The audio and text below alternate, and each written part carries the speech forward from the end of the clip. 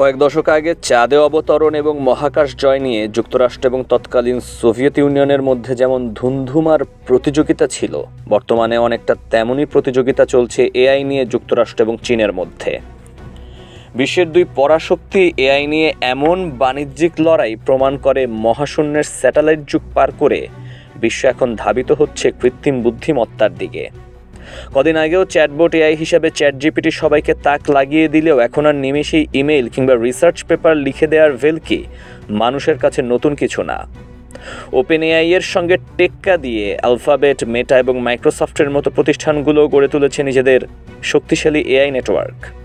সম্প্রতি Donald Trump শপথ নিয়ে জানিয়েছেন যুক্তরাষ্ট্র এআই খাতের অবকাঠামো শক্তিশালী করতে $500 বিলিয়ন বেসরকারি বিনিয়োগ করবে। ওপেন এআই, ওরাকল এবং সফট ব্যাংকের মতো প্রতিষ্ঠান হবে এআই দুনিয়ায় ট্রাম্পের হাতিয়ার। ট্রাম্পের এই প্রজেক্টকে ওপেন এআই বলছে শতাব্দীর সবচেয়ে বুদ্ধিদীপ্ত পদক্ষেপ। The release of DeepSeek AI from a Chinese company should be a wake-up call for our industries that we need to be laser focused on.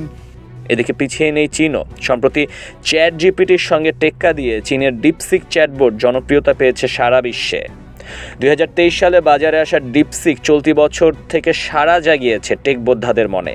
চীনের এই প্রতিষ্ঠানটির প্রতিষ্ঠাতা একসময় ছিলেন হেজ ফান্ডের কর্তা ব্যক্তিদের একজন, কাজ করেছেন সেমিকন্ডাক্টর চিপ নিয়ে। তার হাত ধরে অত্যাধুনিক চিপে গড়ে উঠেছে এআই এর এই নতুন অ্যাপটি। অনেকে বলছেন এই ডিপসিক দিয়ে বড় বড় গাণিতিক সমস্যা সমাধান করাও সম্ভব হবে। আর বড় বড় গাণিতিক সমস্যা সমাধান করা মানে এটাই প্রমাণ করে এআই মানুষের মতো ভাবতে পারে, করতে পারে বিচার বিশ্লেষণ। টেক বোদ্ধারা বলছেন এখনও এআইকে খেলনা মনে হলেও শিগগিরই এআই হয়ে উঠবে প্রযুক্তির এক অবিচ্ছেদ্য হাতিয়ার। অনেক ক্ষেত্রে মানুষকে টেক্কা দিবে এআই, তাই তো এআইকে আর মগজ ধোলাইয়ের অস্ত্র না বলে এখন মানুষের মগজ ঝালাইয়ের মাধ্যম হিসেবে ভাবাটাই হবে বুদ্ধিমানের কাজ।